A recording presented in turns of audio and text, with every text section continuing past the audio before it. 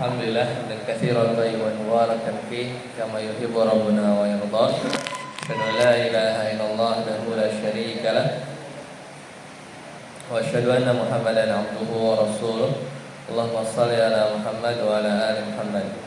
Alhamdulillahilladzi bi ni'matihi tatimmus shalihat. Alhamdulillah di malam hari ini kita kembali berkumpul, meluangkan waktu kita. Tentunya ini adalah nikmat yang sangat agung yang patut kita syukuri ya, di antara mungkin kesibukan kita ya, bahkan dari ahad ketemu ahad lagi ya hanya 1 jam atau kurang ini ya, kita mungkin dari 1 pekan mau meluangkan waktu ya.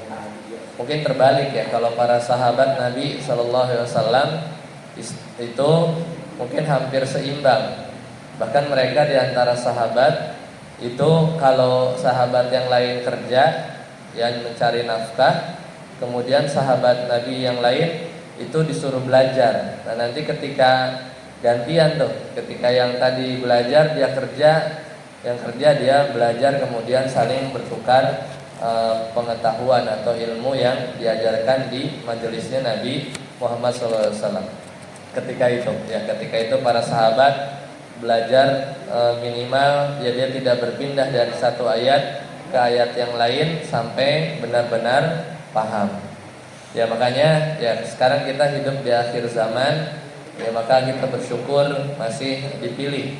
Ya kenapa dibilang dipilih? Karena banyak di luar sana yang mungkin tidak punya kesempatan yang sama atau belum diberikan kemauan atau keinginan untuk kita duduk bermajelis sama-sama dengan niat mengangkat kebodohan dan juga mengangkat kebodohan bagi diri kita dan keluarga kita di rumah ya, dan sama-sama kita berharap pahala. Karena kata Nabi SAW, orang-orang yang duduk membaca ayat-ayat Allah ya, Al-Quran, atau yang di sana di majelis tersebut dibacakan Al-Quran, maka ikan-ikan yang ada di lautan itu memohon ampun untuk kita semua.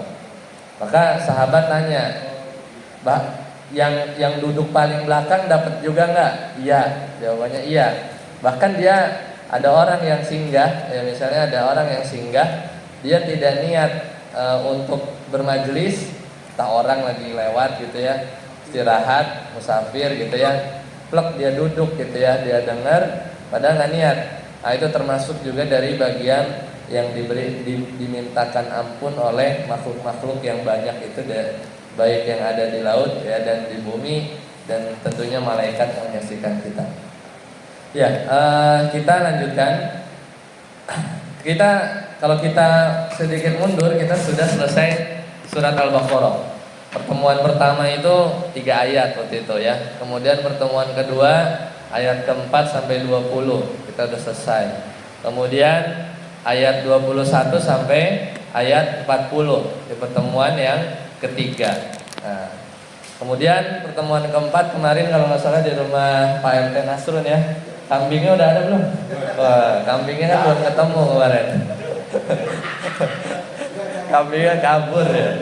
Nah, di rumahnya beliau kita loncat sedikit waktu itu di surat Al-Insyirah ya, mudah-mudahan masih ingat ya, surat Al-Insyirah. Sekarang kita balik lagi ya, kita balik lagi ke setelah surat An-Naba, yaitu kita akan baca di surat An-Nazi'at. Kita akan baca di surat An-Nazi'at seperti biasa, bergantian, bergiliran. Bagi yang mau baca, kita mulai di ayat 1 sampai 14. Kenapa 14? Karena itu satu tema ya. Jadi kalau bapak-bapak sekalian jadi imam, baca An-Nazi'at yang 46 ayat kepanjangan, itu bisa dipotong di ayat 1 sampai 14 ya kalau mau. Baik. Kita baca sama-sama dulu ya. Saya baca dulu, kemudian bapak-bapak bisa ikuti, baru nanti bergilir bagi yang berkenan untuk membaca. A'udzu billahi minasy syaithanir rajim. Silakan. A'udzu billahi minasy syaithanir rajim. Bismillahirrahmanirrahim.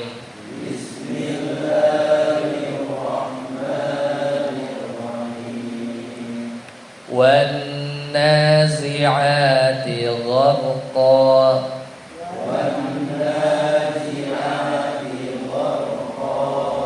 Wan nashitati nashqa.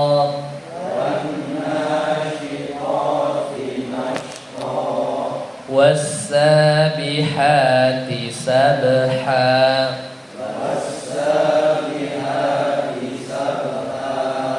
فالسابقات سبقا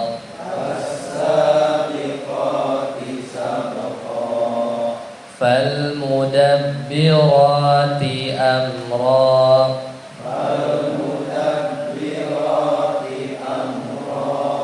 يوم ترجف الراجفة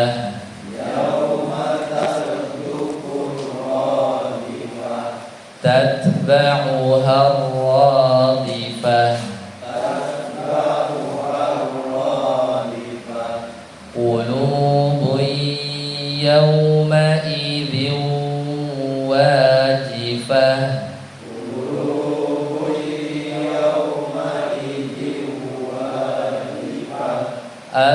أبصارها خاشعة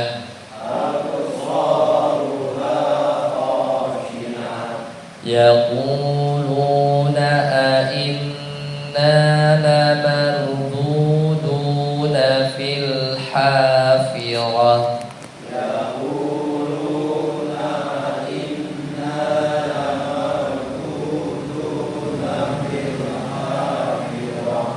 أإذا كنا عظاما نخرة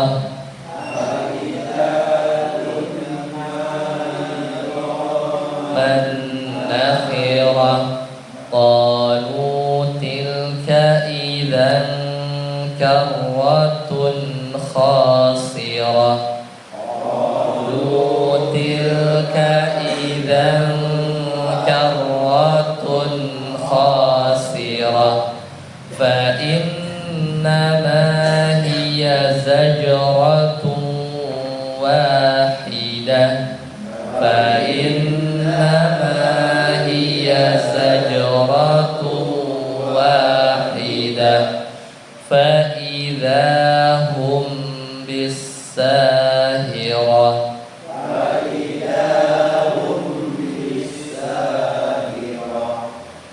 Baik, silakan.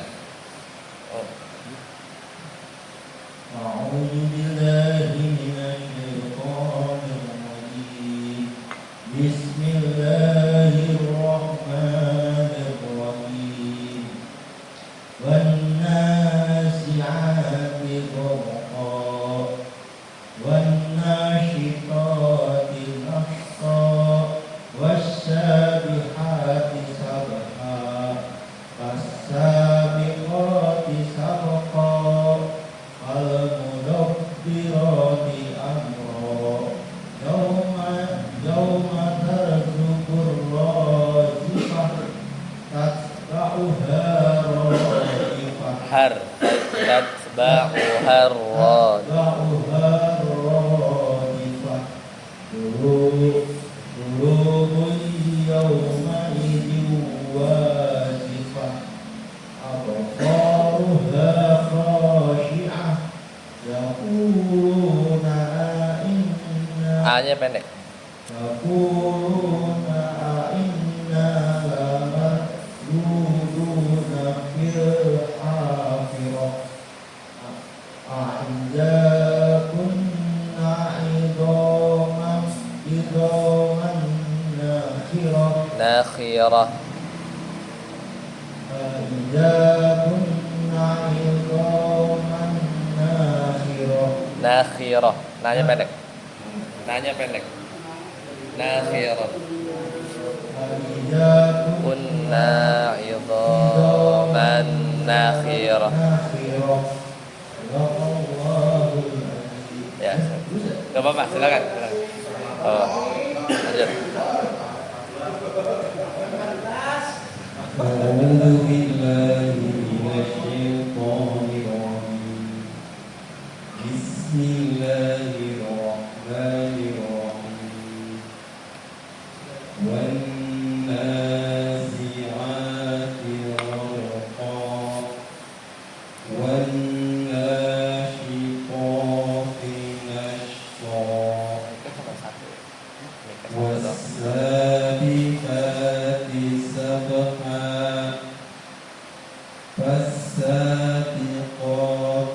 سبقا فالمدبرات أمرا يوم ترجف الراجفة تتبعها الرادفة قلوب يومئذ واجفة أبصارها خاشعة يقولون أئنا لمردودون في الحافرة أإذا كنا عظاما نخرة قالوا تلك إذا كرة خاسرة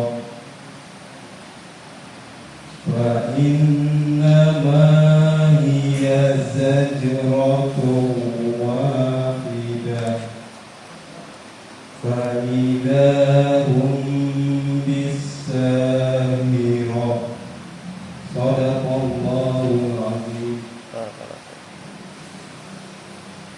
أعوذ بالله من الشيطان الرجيم بسم الله الرحمن الرحيم والنازعات غرقا والناشطات نشطا والسابحات سبحا فالسابقات سبقا فالمدبرات أمرا يوم ترجف الرادفة تتبعها الرادفة قلوب يومئذ واجفة أبصارها خاشعة يقولون أئنا لمردودون في الحافرة أإذا كنا عظاما نخرة قالوا تلك إذا كرة خاسرة فإنما هي زجرة واحدة فإذا هم بالساهرة. أعوذ بالله من الشيطان الرجيم بسم الله الرحمن الرحيم والنازعات غرقا والناشطات نشطا والسابحات سبحا فالسابقات سبقا فالمدبرات أمرا يوم ترجف. Insyaallah katanya yang di antara catatannya sekalian kita bahas ya. Ayat pertama Allah Ta'ala berfirman, A'udzu billahi minasyaitonir rajim.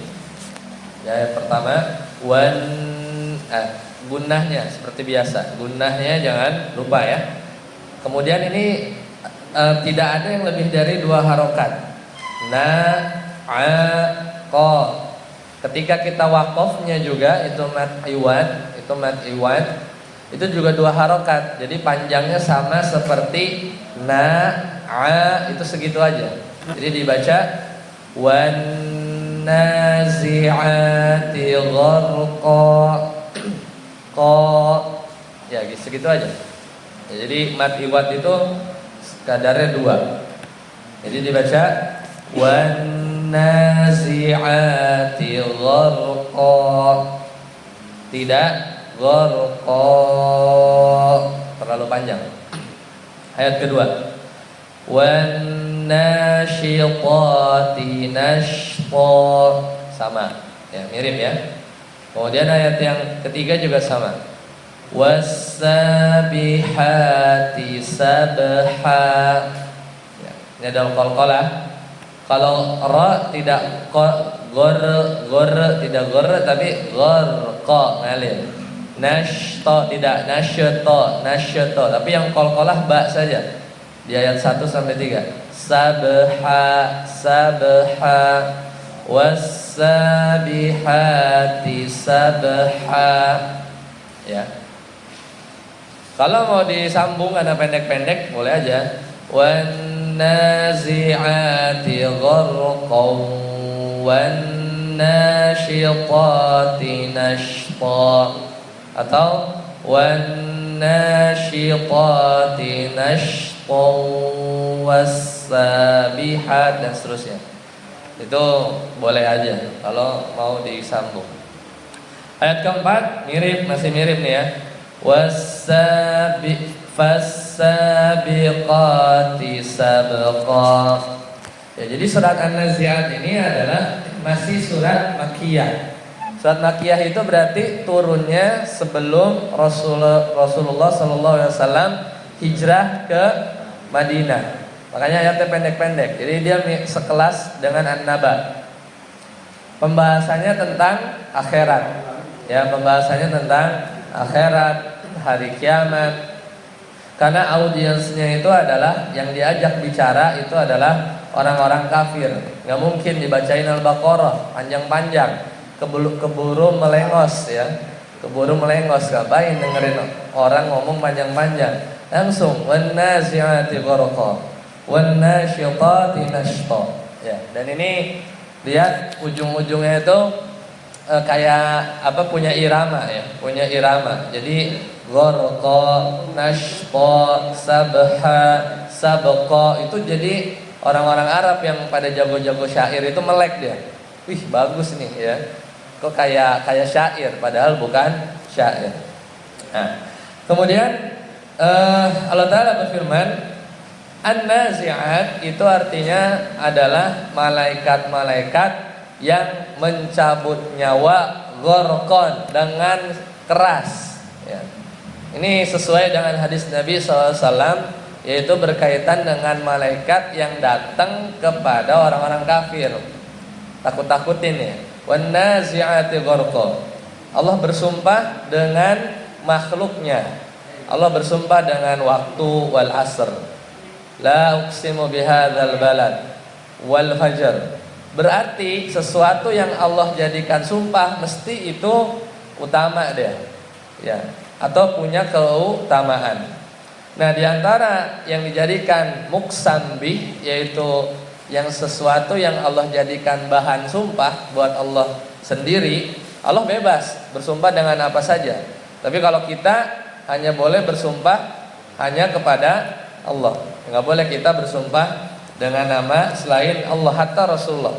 Wallahi wa rasuluhi itu enggak boleh. Wallah aja, wallahi yang boleh. Nah, kalau malaikat yang datang ke orang-orang kafir itu nariknya itu sangat sadis.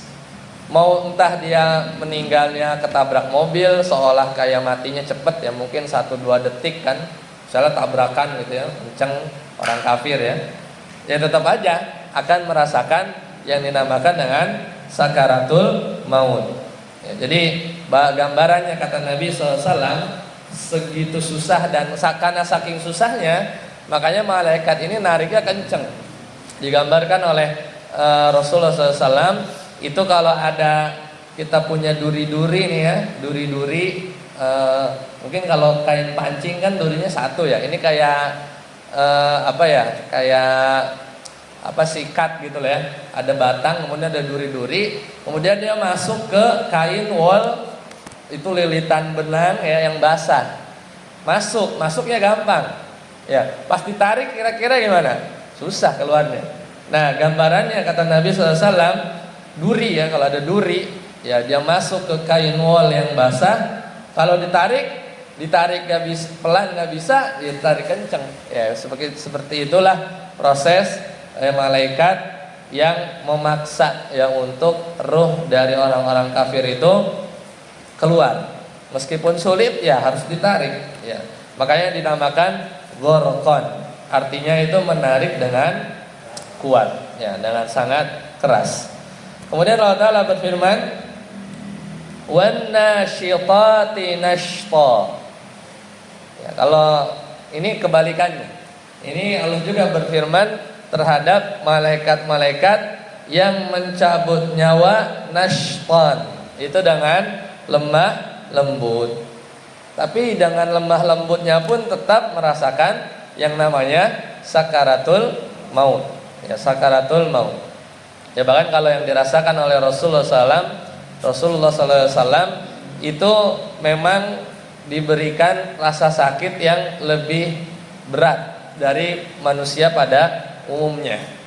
Nah, sekelas Nabi SAW saja itu sampai berkeringat dingin ya ketika sakaratul maut ya, sampai dimintai untuk diselimuti ya oleh Aisyah radhiyallahu taala anha ketika beliau menjelang wafatnya. Ya, bahkan sebelum wafatnya juga Nabi itu demam ya. Salah satu faktornya itu adalah racun ya. Cuman racun yang diberikan oleh orang Yahudi 2-3 tahun yang lalu. Ya.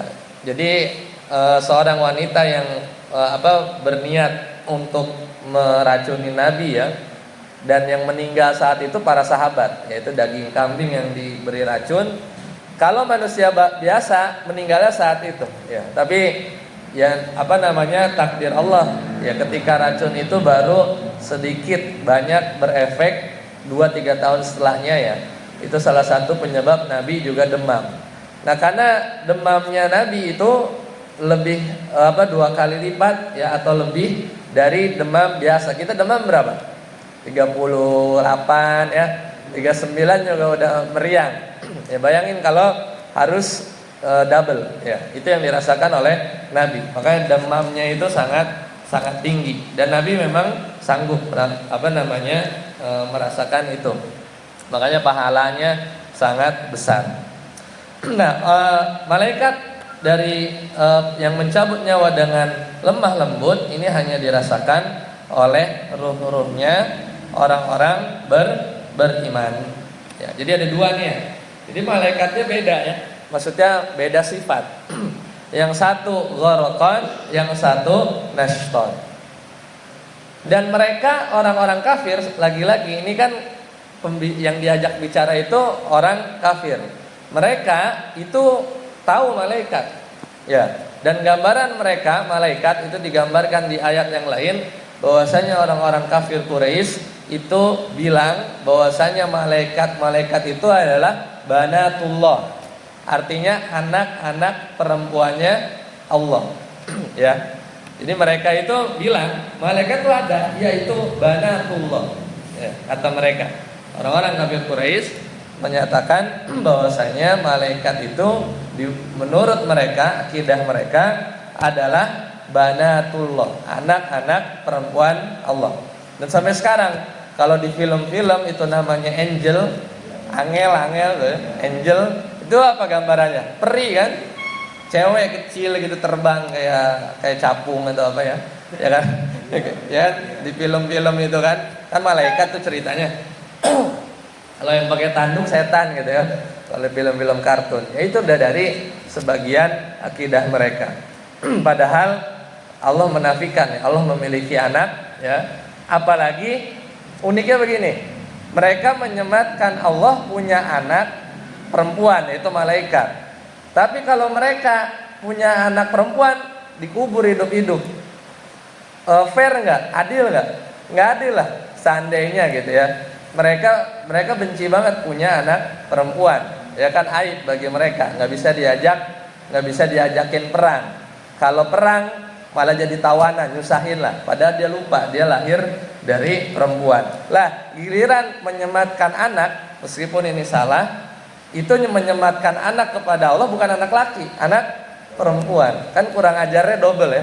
Pertama bilang Allah punya anak, kedua anaknya cewek lagi, ya, anaknya perempuan lagi, yaitu malaikat versi mereka. Makanya pas dengar ayat ini dia langsung, orang-orang kafir pasti langsung tersindir. Wah, malaikat ternyata nyabut nyawa, gorkon, wan nasyitati nashton. Ya, makanya pendek-pendek tapi mengena di orang-orang kafir. Nah, kemudian ada juga jenis malaikat yang lain, wasabihati sabha. Demi malaikat yang turun dari langit dengan cepat. Ya. Jadi malaikat itu makhluk Allah yang beda dengan kita, ya. Dia terbuat dari cahaya dan juga berpindahnya dia itu udah di luar akal sehat kita, ya. Bahkan yang mengantarkan Nabi, ya, dari Masjidil Aqsa ila Sidratil Muntaha itu sesuatu makhluk yang lain yang sangat cepat. Dan turun naiknya malaikat ini ya atas perintah Allah. Ya, apalagi misalnya di malam Lailatul Qadar. Itu bumi penuh sesat. Makanya dikatakan al-qadar. Qadar itu sempit, ya. Artinya di antara makna qadar itu adalah sempit karena semua malaikat turun. Dan malaikat ini banyak. Ada satu rumah yaitu namanya Baitur Ridwan. Yang kalau malaikat masuk ke situ nggak pernah keluar lagi. Tapi yang masuk terus-terusan. Berarti banyak banget malaikat. Kalau udah masuk situ nggak ada tuh yang keluar lagi. Berarti kan masuk terus banyak. Ya, memang malaikat Allah ini jumlahnya banyak. Dan yang suka dulu sebelum Nabi Muhammad SAW itu diutus, jin itu ya Allah jadikan bisa mengambil berita, ya, berita-berita di langit. Makanya kalau dukun-dukun zaman dulu sebelum Rasulullah SAW diutus, itu benernya agak banyak. Misalnya dari 100 bener 2, ya. Karena benar bisa mendapat kabar dari langit. Tapi kalau setelah diutus, jin yang dia mau lihat menguping, ya, dia mengambil informasi di langit itu dilempari oleh bintang, ya, dilempari oleh bintang. Jadi harusnya dukun-dukun zaman sekarang itu banyaknya mungkin nggak pernah benar, ya. Yang ada nebak-nebak aja. Dan kadang kalau nebak pun biasanya sesuatu yang udah terjadi. Misalnya gini, dompet hilang nih, dompet hilang kan, udah terjadi nih. Nanyalah, ini kufur ya, nggak boleh. Nanya ke orang bodoh, ya, para normal gitu, ya, para tidak normal, dompet saya di mana? Nah, kadang digambarkan bahwa dompetnya diangkot gitu, ya. Ya itu masih memungkinkan karena biasanya mereka minta pertolongan jin, tapi terhadap sesuatu yang sudah terjadi. Tapi kalau pertanyaannya jodoh saya siapa? Nah, itu hampir dipastikan nggak mungkin, ya. Karena berkaitan dengan masa depan. Paham maksudnya, ya? Jadi tebakan-tebakan mereka terhadap yang gaib itu terhadap sesuatu yang biasanya udah terjadi. Kalau udah terjadi kan, ya logikanya ya jin juga misalnya memang membantu dia dan ini adalah kesyirikan, ya jin bisa tahu ya di mana gitu, ya. Karena udah terjadi.